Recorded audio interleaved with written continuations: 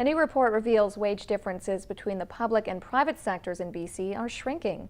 The Fraser Institute has just released its findings. While some of the results are not surprising, some are.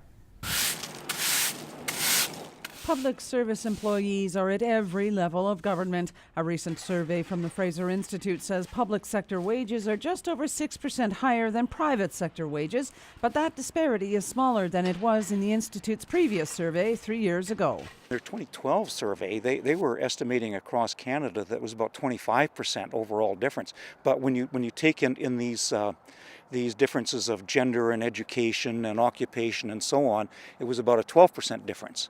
And now they're suggesting a 6.3% difference for BC civil servants. So maybe things are getting better in that sense. In recent years, public service contracts have led to some difficult talks, with the BC government sticking to a 0% mandate. That may be a factor leading to a shrinking disparity between public and private wages. No, there's no surprise in this. I mean, when we have our children go to school and we ask them what kind of jobs they want to have, they say we want a good job with good paying wages, we want the benefits that go along with that.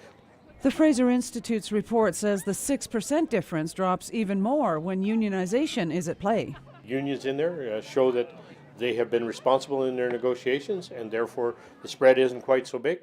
And some of them have been able to do some catch up around there, so it all balances out. The report shows very little difference in the age of retirement, but a significant difference when non-wage factors such as retirement plans are factored in. That civil servants tend to have better pension plans.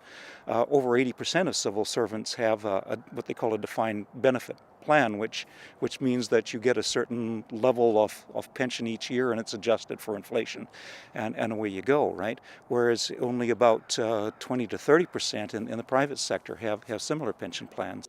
But Frank Everett says the reality is, with the North, the results of the survey could be different again. The amount of people that are living in the interior, if you will, is less now than it was a few years ago. It used to be at about 12%, and now it's at about 8% of the population is in this region. So yes, there's a greater need to encourage people to come to our area. Cheryl Jan, CKPG News.